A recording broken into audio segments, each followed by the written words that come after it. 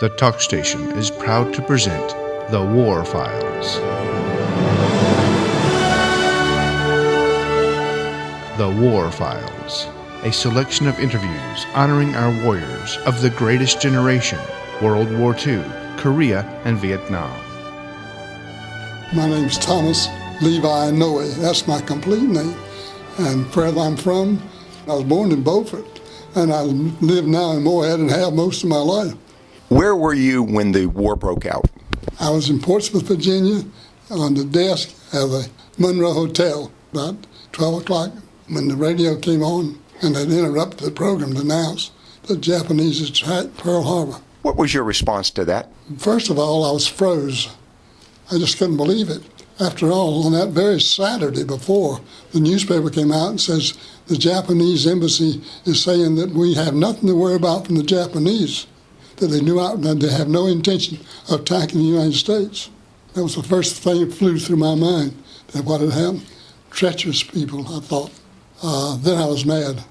Monday morning, it's about the same time of day, really, that was on Sunday, mailman came and he had a letter for me from Carteret County. And I opened it. It says, "Greetings and salutation. A board composed of your friends and neighbors have selected you."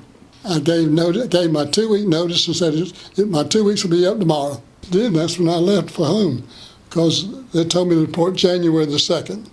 I was supposed to meet in the Morehead Post Office. It was on Arundel Street. And so Mr. Skinner Chalk, Sr., called out all these names, and everybody was there. He checked them all, walked over to me and handed me this package. Says, "You're in charge. See if they get to Fort Bragg." Yes, sir. I didn't know Mr. Chalk even knew me. On the way, one of the fellows, they helped get two of them, helped get him on the bus. He answered to his name, but he was thinking drunk. And we got to Kinston. I had the bus driver to pull over by the Kinston Hotel, and I went in, and being in the hotel business, I went in and talked to the desk, and they gave me a room with a shower and let me use the towels. I wanted to sober him up. We carried him up to his room, two of us, put him in the shower, hot shower for about 3 or 4 minutes, then cold shower for about the same length of time, hot and cold, hot and cold. And I asked them to bring me a pot of coffee. And when the coffee got there, he was saying, "Please don't do this, please don't do this." But we kept right on holding him under the shower, that cold water and hot water. And that's really a shock to you. And we got the pot of coffee into him, got him sober. And I said, "You're not getting off this bus till we get to Fayetteville." And he didn't. And so I went in to report at Fayetteville, to carry the packet in, hand them all the names and everything. And guess what? On the desk that I was going to hand it to, there was Lonnie Dill and Harry Van Horn, both from Morehead. And so they said to me, "What branch of the service you want to be in?" I never thought about it before. I said, "Well, I was selected for this, for whatever they need to be done." He said, "Well, I'm going to tell you now, you're going to be in the Army Infantry. That's where we need them." I said, "Okay, let's send me in the Army Infantry." And they did. Well, I got to Camp Wheeler in Georgia, and the first thing they said to me, "What did your parents do?" "Oh, they run a restaurant." "You're going to be a cook." I said, "I am." Then after basic training, they sent us to cook school. And then we were put on a train and went to Indiantown Gap, Pennsylvania. And the first time I'd ever seen a hard coal. And that's what we had to cook with. Well, I didn't start the stove to try to start a fire until that next morning, and nobody got any breakfast. And went over, left Indiantown Gap, Pennsylvania, went down through Texas, back up to San Francisco, shipped out. We stayed in Amazon Park about, I'd say, three weeks.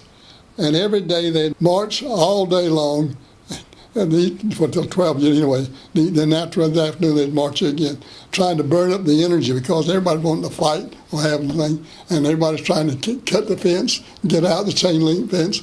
It was being holes cut everywhere. Even they had guards walking around the outside. Soon the guard went by, they'd cut more of the hole.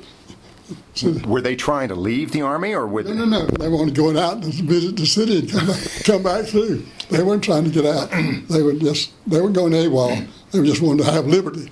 And that was in May, if I remember correctly, of 42.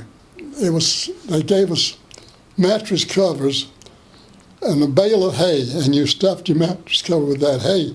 That was your mattress. Well, I still had two, so I stuffed two of them. And I had two wool blankets. I had on wool underwear, wool long johns. And I mean wool, because they issued to. And I slept on a blanket, under a blanket, both of them doubled into it, with another mattress on top of me, and I still slept cold.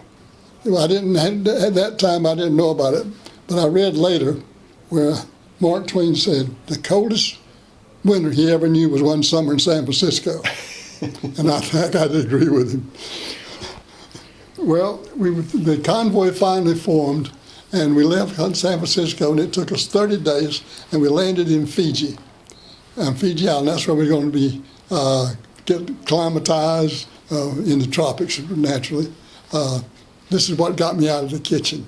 One of the lieutenants had heard that I had a riddle that nobody could solve, and he said, I love to solve riddles. He said, give me that riddle. I said, okay, sir. But I'm not going to tell you the answer, because when you get the answer, you'll know that's it, and nobody can break it. I said, now you've understood. He said, yeah, I understand. I said, well, there was a vacancy at a certain university for a professorship, and they had lots of applicants.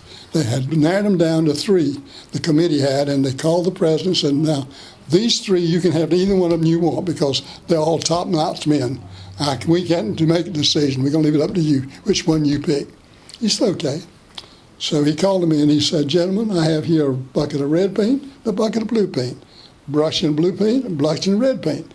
I'm going to paint either a red blue circle or a blue circle after I blindfold you on your forehead. And the moment you see one or more blue circles, you're to raise your hand. The moment you determine the color of your own circle, you lower your hand, and that's the man I'm going to hire. So he blindfolds them and paints a blue circle on everybody's forehead. Everybody's hands goes right up, so they all saw one circle or more immediately. And one of them hesitated and pulled his hand down. Now the question is, how did he know what his color was his circle? Did he figure it out? He worked on it for exactly 3 weeks. And he come back in there, he says, this is it. I said, no, sir, that's not the answer. I said, well, give me a hint. What is it? I said, well, it's pure logic. I got to have that answer. I just got to have it. I said, are you ordering me to tell you? He said, yes, I am. I said, okay. So I told him the answer. He said, you said it was pure logic. That's deductive logic. Another week goes by. He says, come here. We're taking you out of the kitchen. We want you out in the field, and we'll make you a corporal. Well, I didn't mind being a corporal at all. Anyway, we were on Guadalcanal when I was taken off and made a sergeant. So you were in Guadalcanal? Yeah, that was the first conflict area we went into, was Guadalcanal. When did you arrive in Guadalcanal? December, I believe, of 42. We were sent in not to relieve the Marines, but to assist the Marines. Another outfit came in to relieve them. Before I left Guadalcanal, I stood inspection under General Smith, who was in charge of the whole island, a Marine general. And I was the only one he stopped to talk to. And he must have talked to me at least 5 or 10 minutes. And everybody looking at me afterwards, you know him, you knew him, didn't you? No, I never seen him before in my life. Anyway, I can remember very clearly, Marines, we had one object to get the Japs. They were on one ridge going this way, and we were going the other ridge, and the Japs were down in the valley into it, and snipe into it. And no one's open fire, because that gives away your position into it. But I'm sure one of my crazy Army buddies started fire. When they did, the Marines opened up too, because that was a signal. One shot, everybody shoots. So you were infantry at Guadalcanal. Yeah. What was it like in the environment? Hot and wet. Marine, when those rainy days would come, my God, I think for one time we stayed in the water about 3 weeks, underwater. Rain, of course. We didn't always have hot meals, But most days we got at least one hot meal. I remember on Guadalcanal the first time the cooks got dehydrated yeast. Never had it before, never knew how to use it. And they made donuts. We came in, exhausted of course, and they put 2 donuts on your Mexican with your food. Well, in order to eat it, within 60 feet of where I was sitting, the river ran, and on both sides of the river was nothing but dead Japanese, and they're full of flies. You couldn't open your mouth without getting a fly in it, even though there was a lot of protein in that fly, I guess. And that's only some parts that I always talk about, is the fun parts that bring mirth to me, make me laugh. They said, anybody wants more donuts, come through, bring your bayonet. So I took my bayonet, went through, they stacked it with donuts. Well, we did away with them for more morning anyway, into it. And the next day they said, we need a detail to fall out to help the kitchen cooks. Well, people would gladly volunteer. Next day they asked for another detail. So somebody said, well, what's going on over here?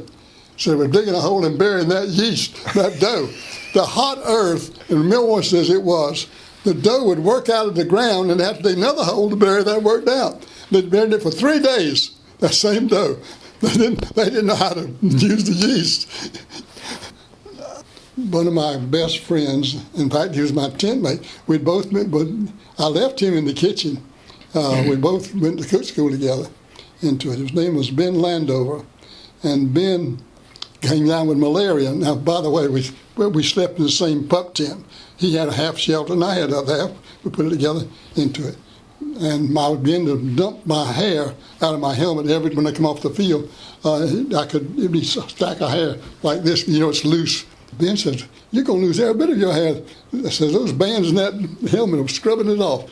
I said, I know that, but I can't help that, and I'm not worried about it. He says, I am. So I'm going to shave your head and rub it in olive oil every night till we get your hair back. And he did. I went to sleep every night with Ben rubbing my hair in olive oil. And I accused him of getting his jollies rubbing my head so he could go to sleep. How long were you in Guadalcanal? I'd say 9 months. I'll tell you this, when Ben got malaria and they sent him to the hospital, they asked for walk-in volunteers to help move a bomber that was loaded and parked very near the hospital. They thought if he got hit, it would take the hospital out with it. So Ben stood up to volunteer, so he told me. He said, now Ben had told me all this time that he was an atheist, and I kept trying to work on him. I said, Ben, you're not an atheist, you just think you are. I said, you're going to find out one of these days you're not an atheist. He said, I stood up to volunteer, and Tommy, I heard the prettiest prayer I ever heard in my life. I said, that's good. You listened to it, didn't you? I said, yes, I did. He said, I looked around to see who was praying. He said, it was Ben. And before any pilot ever wrote this, Ben Landover said, there's no atheists in foxholes. But I got one story I want to tell you. All right. Well, back on the island. If the Navy had there was the boat pool. Mm-hmm. Well, we could see this smoke from a distant island just over the round part of the earth into it where they're coming up, but you couldn't see the island. But we knew it was there because the smoke was coming up every day. Did you see that smoke coming up? Someone was cooking or what, something going on. And so I asked them, would they let me have a boat full of fuel because I wanted to go over that island and see what was going on over there. And they said, okay. The Navy did. And so I took 6 fellows with me, including myself, left 6 on the island. We went there loaded with munition into it, and we went over. The closer we got, we could see it was a hut, a chimney. And so we secured our landing barge and went ashore. We cautiously let one man go in while the rest stood outside to make sure. And he motioned to come on in. Well, there was the radio equipment. Wasn't everything there. Stove was still hot. Some food on the floor. Table still warm. But nobody there. Well, we shot up all the radio equipment because we knew it wasn't our equipment. We knew it wasn't anyone of the islanders looking out for our planes. Mm-hmm. So outside, It was a beautiful garden. I've never seen a garden I thought was any prettier. Clean, full of vegetables. I've never seen either one of them. In the center of it was a mound, and that's where the Japs dumped their body waste every day. And that seeped out and made those gardens grow like mad into it. But I wasn't going to take a chance on eating that kind of food. Right. And so we destroyed the garden. Now that was probably the worst thing I ever did. I felt terrible about it, to destroy food. But I didn't want the enemy to get it. And I knew it was the enemy because he took part of the radio equipment with him. Oh, really? Yeah. Do you think he saw you coming? Yeah. And how many was there, I don't know. Whether it was 2 or 3, I know it was more than one. How large an island was it? Probably. Could you have walked around it in a day? No, yes, you could have. Yeah, Okay. You could have walked around in a day completely, I believe. Okay. But you'd probably been tired when you got back, but I think you could have made it. All right. But we didn't get to explore the whole island. When we left that hut with grenades going off into it, and most of it on fire into it. But when we left there, I took one of the hatch covers out of the bottom of the Higgins and tied a rope into where the hole, the same hole that you lifted up with, Right. and made an aquaplane. And I was riding back of it, and one of the fellows, please, Mr. Noe, let me ride with you. I said, okay. And so he jumped overboard and swam, and it was in between my legs, and we're riding this aquaplane. I'm going side to side, and here comes 2 Corsairs. And one of them comes right down, and I know he's going to strafe us. Well, there has to be some crazy American to be riding an aquaplane doing a war behind a Higgins boat. How fast did the Higgins boat go? I don't know how fast they would go, but I do know this, that when they finally, this was after the war, and when the Vietnam War, they needed Higgins Right. or landing crafts, and they came out with the jet propel boats, and Cannon Boat Works was testing them for them, and I was on the first test with Larry Cannon into it. Larry was running the boat. He said, but hold on now. Well, I was holding on, and he threw it in reverse, and I'm telling you, that boat almost jumped backwards. Wow. When he slammed that, and the jets pushed the water forward. I was holding on, but if I hadn't been holding on, I would like to slip in overboard as it was into it, with the momentum that into it. Wow. So it was a fantastic thing. So those canals in Vietnam, they could just, no propellers, get tied up in wigs or whatever. Right. How long did you stay in the Pacific? 30 months. Really? Really. 30 months before I came back to the States. And I came back on points. I don't know how the point system worked. I don't remember anything about it, but I know I came back on points, and only 5 others came with me from my company. And I couldn't leave until I had now remember I was a surgeon, communications sergeant at that time. I turned over all my equipment.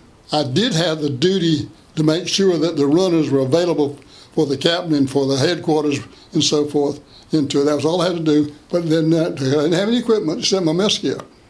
I already turned it all in, the gun, everything.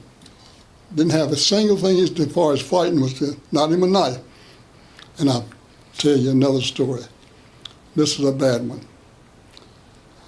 A good friend of mine, his name was Russell Cook. Russ was from Alexandria, Virginia. And I was in the swimming pool. And he said, Tommy, how deep is it? I was treading water. Just don't know nothing like this. Yep. So he jumps in. He can't swim. And he's going down. I go to get him up, and he locks his arms around me. Well, he's going to drown us both. I go under with him, carry him down until he releases me. Then I come up back of him, put this rescue hole on him, and try to get him back up on. Did you report it? Hell no, I didn't report it. I was causing him to get me in the water to be drowned. I didn't want any Carnegie medal or anything for saving that fellow. I was so ashamed of myself. Where was this that this happened?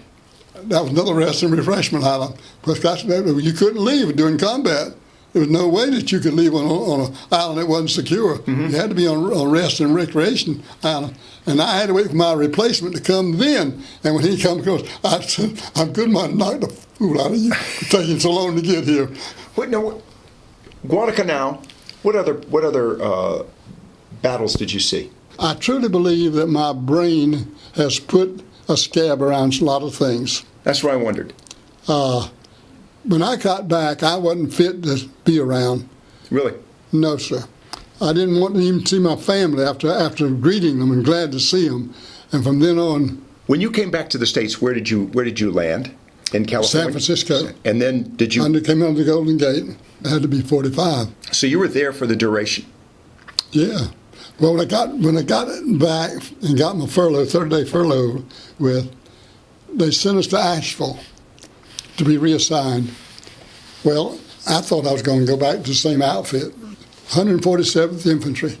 And for 3 weeks, we lived in the finest hotels Asheville had to offer. Mm-hmm. Dining room was open all hours. You could eat anytime you want to. You could go to bed anytime you wanted to, get up anytime you wanted to. Didn't make any difference for 3 weeks. Then they said, this day you're going to be get the physical and get ready to be reassigned. We reported to Battery Park Hotel, down in the basement. I guess there must have been 200 men be down there at the same time, waiting to see doctors, all naked, in lines. I've been standing in line for an hour and a half, and I'm 4 from the door. And Russell Cook, when I told you about, Russell Cook comes and says, come on. I said, Russ, I've been there the last hour and a half, and I'm 4 from the door, and you can tell me to come on, and I'm going to get my physical? He says, come on. Well, he was serious, and he was pulling on me. I said, okay, I'll take a chance. He's naked. All the men are naked. We walked around and came to this other door, went right ahead of the line. Russ didn't pat him over my nose, pulled me on in. And there was our captain that was the doctor for our company. And he had come back ahead of us, and he wanted everything to happen since he left. And we went all through it, and all the whole home time. Right. Then he said to us, where do you boys want to go? I said, any place except back overseas. And I meant it. I wouldn't take anything for the experience, but I'd give everything I have not to ever do it again. We recently visited the World War II Memorial. Right. In Washington. Had you ever been there before? Yeah. Romeo's, you remember? Retired old men eating out. So one requirement, Second World War veteran. We chartered a bus from here, and we went to the monument. This was the year after it opened. Recognizing something you said earlier, it was something that much of what you have purposely or your mind has forgotten intentionally.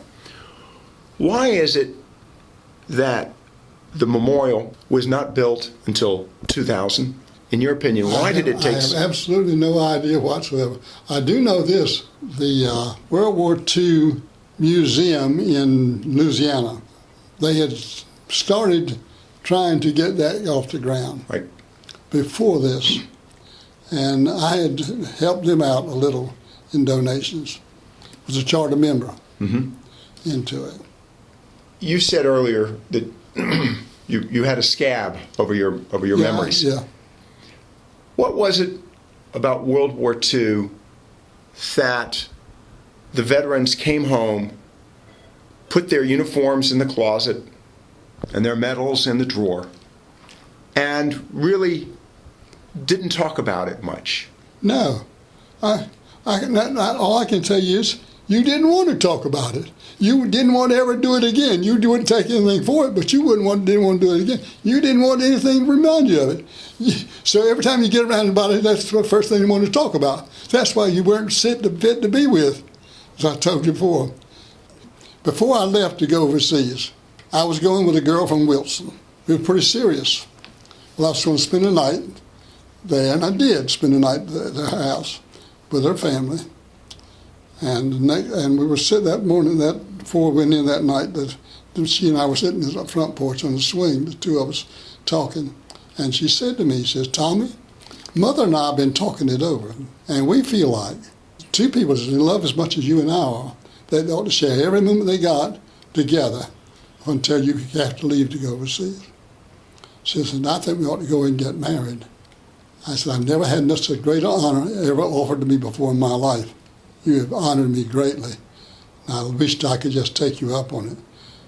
I can't do it. My conscience will not let me to tie you down, and you know, not knowing how I'd be leaving you. She began to cry. The tears run down her cheek. I said, but when you feel the same way when I come back, I guarantee you that's the first thing we'll do. Well, after seeing the family, staying with them 2 days or 3 days, then she and her sister were both in Greensboro working the airfield. And so I went to Greensboro on the train from Moorhead.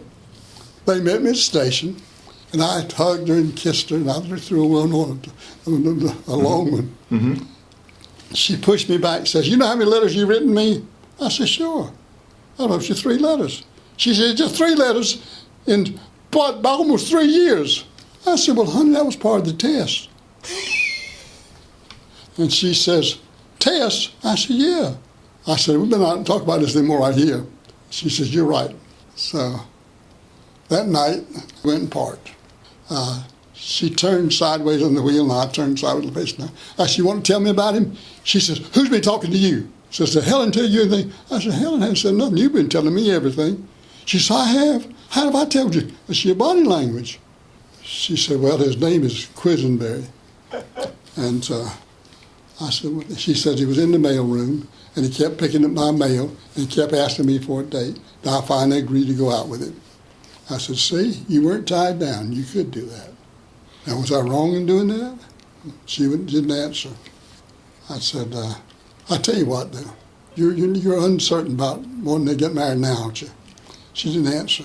I said, I'll tell you what I'm going to do. Tomorrow morning I'm going to leave you and go back home.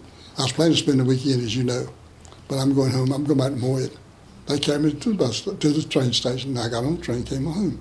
Well, long story short, every time I got a letter, I answered it back for her.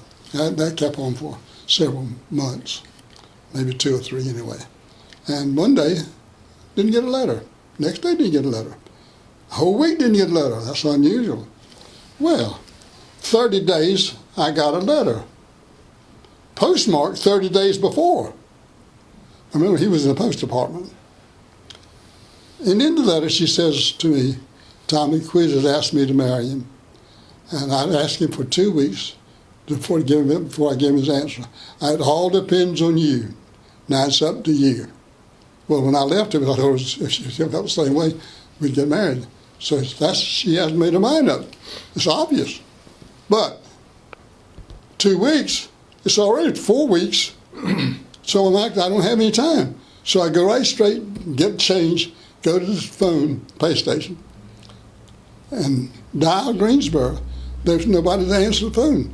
So I dialed Wilson, the home, into it, and her sister Helen answered the telephone. And I said, Helen? She said, Tommy. I said, is Louise there? She says, yes, she's upstairs. She's upstairs. Get dressing. I said, may I speak to her? He says, no, I'm not going to call her to the phone. She says, Quiz is in the living room, waiting the preacher, waiting to be marry her, and if I call her to the phone, this wedding's off. I said, well, tell him I'll write him a letter and congratulate him. What else could I do? He's going to, it's not like I say, tell him you won't let me talk to her. See, I've been safe for that one right now. All right, and of course your wife is here, Mary Sue. Tommy, as we wrap things up, question for you. We've seen several wars since World War II. Korea, Vietnam, Desert Storm, and now the 2 wars in Afghanistan and Iraq. What is the difference, real quickly, between your experience and the experience that you've seen since? Well, let's take the last one first. Okay. Iraq and Iran. Mm-hmm. That must have been the most terrible war to fight I've ever seen. You don't know who the enemy is. They're all mixed all together. Right. And if you kill one of the other ones, you're a SOB. Right. If you free them, you're fine. George Bush says, as far as I'm concerned, the meeting part of the battle's over. On the aircraft, flew in and landed on the deck. You remember this? Right. Televised into it. Well, that was wonderful, but it wasn't true. Mm-hmm. I think he'd be enthusiastic about it, and I don't think he was telling a lie into it. I think he's really thought that. But, of course, history has proved different into it. But just think about it. they don't know who to shoot. Right. And everybody's trying to blow them up. Right. It's a terrible situation. So, but I'm thinking about, is there something unique about World War II that we haven't seen since? Well, yeah, Second World War II was altogether and did World War I, if you remember. Right. Yeah, and see, this was we were in the Pacific, not in the European theater. European theater was probably fighting a very similar to World War I. Right. But we were fighting a jungle out war. Right. And there was a lot of difference in that than what we'd been trained for, European type war. Oh, you had? Yeah, we hadn't been trained for a jungle warfare. We had to train ourselves quickly. You had to adapt. Right. That's what they're having to do right now in Iraq and Afghanistan. Right. Tommy, thank you very much for this. I really appreciate this. This is a great story. Well, I've enjoyed doing it. You've been listening to The War Files, a selection of interviews honoring our warriors of the greatest generation, World War II, Korea, and Vietnam. The War Files is a TalkStation presentation.